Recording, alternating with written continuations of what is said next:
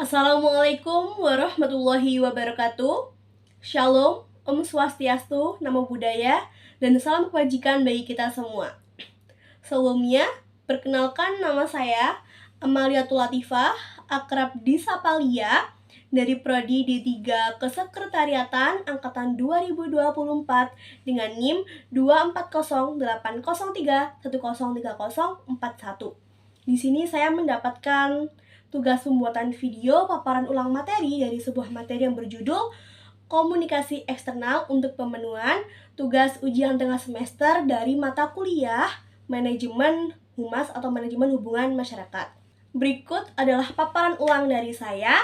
Dengarkan dan simak dengan baik. Komunikasi eksternal. Komunikasi eksternal memiliki definisi adalah sebuah proses penyampaian informasi atau pesan dari dalam organisasi pada pihak luar organisasi atau perusahaan, seperti kepada pelanggan, media, masyarakat, investor, dan mitra bisnis yang menjalin kerjasama dengan perusahaan atau organisasi tersebut.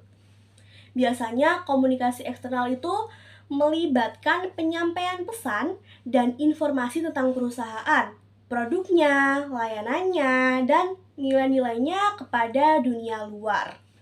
Tujuan-tujuan dari adanya komunikasi eksternal.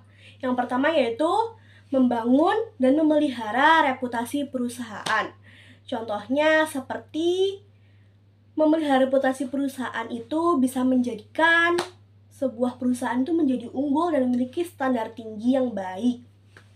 Yang kedua yaitu menjaga hubungan baik dengan pihak terkait, dengan pihak pelanggan, dengan media massa, ataupun dengan para investor-investor. Kita harus menjalin hubungan dengan baik.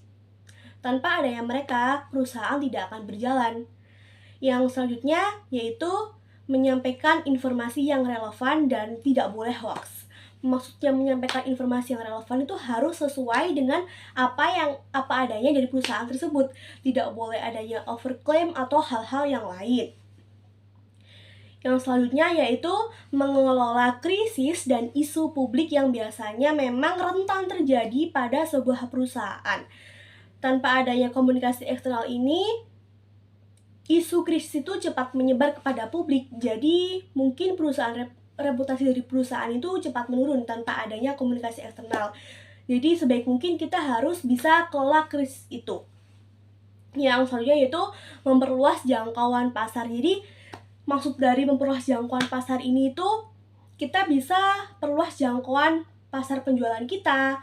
Itu bisa ke negara-negara mancanegara ataupun yang lain, bisa daerah-daerah yang lain. Jadi tidak hanya upuk-upuk di situ saja. Berikutnya yaitu saluran komunikasi eksternal. Ada beberapa, ada media massa contohnya seperti koran, majalah, dan lain-lain. Ada situs web dan media sosial, bisa melalui konten-konten terkini atau hal-hal yang memang sekarang sedang famous atau tenar ya, seperti aplikasi TikTok, Instagram, maupun aplikasi yang lain. Selanjutnya yaitu melalui email, biasanya itu pengiriman surel email dari perusahaan. Memang sekarang itu jarang sekali menggunakan email, tapi email itu masih relevan digunakan ya. Selanjutnya yaitu ada konferensi pers dan event. Biasanya konferensi pers itu untuk mengumumkan atau sebuah pengumuman secara besar-besaran yang dihadiri oleh beberapa jurnalis-jurnalis itu ya. Dan event-event yang diadakan atau contohnya seperti bazar dan lain-lain. Selanjutnya yaitu hubungan dengan invest. Maksudnya hubungan dengan invest itu hubungan baiknya dengan para investor-investor yang ada pada perusahaan maupun organisasi tersebut. Selanjutnya yaitu elemen-elemen yang dibutuhkan dalam komunikasi eksternal. Yang pertama yaitu pesan yang jelas. Jadi pesan ini tidak boleh abu-abu. Contohnya seperti kalau memang pesan tersebut disampaikan secara A sampai C, kita tidak boleh memberikan pesan hanya A saja. Ini memang harus yang jelas. Terus yaitu audiensnya yang tepat. Contohnya seperti kalau memang pangsa pasar kita itu kepada ibu-ibu yang memiliki bayi, audiens kita yang pendengarnya itu jangan sampai ke remaja. Itu salah sasaran ya teman-teman. Terus ini saluran yang tepat itu bisa melalui TV, handphone, gadget dan lain-lain yang berbau dengan saluran yang bisa menyebarkan informasi tentang produk yang ada di perusahaan tersebut.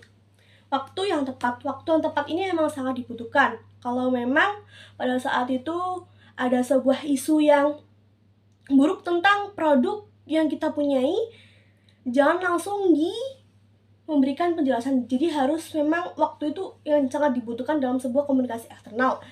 Terus yaitu konsistensi pesan. Pesan itu memang harus dilakukan secara konsisten atau secara berkala, atau dalam hal lain itu istiqomah. Selanjutnya, kendala-kendala yang dialami dalam komunikasi eksternal. Yang pertama itu perbedaan bahasa dan budaya. Kita tahu bahwasannya di Indonesia ini memang ragam perbedaannya itu banyak. Ada ras, suku, agama, dan lain-lain. Jadi perbedaan bahasa itu bukan menjadi tantangan. Sebenarnya perbedaan bahasa bisa diatasi dengan penggunaan bahasa nasional, itu bahasa Indonesia. Dan perbedaan budaya juga memang harus dihargai, tidak boleh mencela satu sama lain. Yang selanjutnya yaitu kesalahpahaman.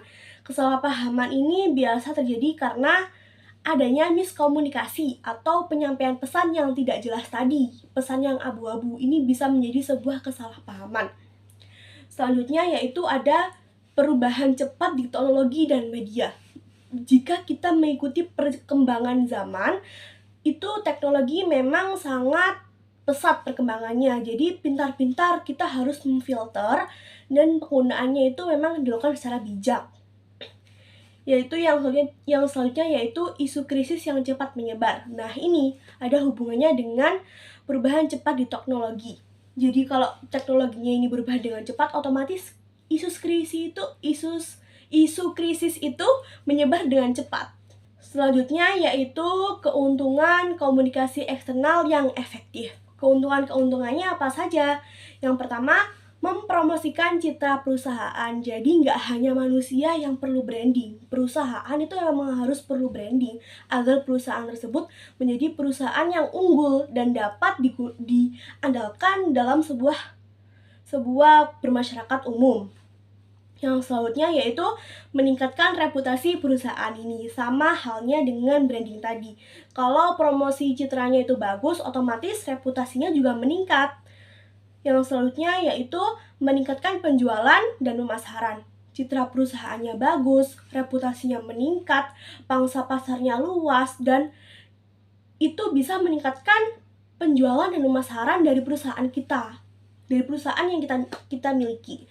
Terus setelah itu yaitu menjaga kepercayaan investor. Investor ini merupakan salah satu dari hal yang penting. Jadi kalau kita bisa menjaga kepercayaan investor, otomatis kita aman. Selanjutnya yaitu mengelola krisis dengan baik, yaitu yang isu krisis tadi kalau dikelola dengan baik tidak akan menjadi blunder atau kecerobohan. Ini sudah sampai kesimpulan. Jadi kesimpulan yang saya jelaskan tadi, komunikasi eksternal adalah elemen penting dalam mengelola hubungan perusahaan dengan publik dan pihak luar. Strategi komunikasi yang efektif dapat meningkatkan citra perusahaan, memperluas pasar, dan meminimalisir resiko reputasi. Keberhasilan komunikasi eksternal bergantung pada pemilihan saluran yang tepat, pesan yang jelas, serta pengelolaan hubungan yang konsisten. Jadi sebagai seorang humas biasanya kan memang sangat bertemu dengan orang-orang yang hampir tidak kita kenali. Jadi menjadi seorang humas tugasnya yaitu memang sangat dibutuhkan untuk citra perusahaan, menjadi seorang yang berani, public speaking-nya bagus, komunikasi eksternal banyak elemennya, dan meningkatkan citra perusahaan tadi. Pokoknya komunikasi eksternal yang baik itu dapat meningkatkan citra perusahaannya menjadi unggul. Jadi memang sangat dibutuhkan banget komunikasi eksternal itu. Sekian pemaparan materi dari saya. Apabila ada salah kata atau hal-hal yang kurang dipahami, mohon maaf yang sebesar-besarnya, dikarenakan saya juga masih belajar. Sekian dari saya. Wassalamualaikum warahmatullahi wabarakatuh.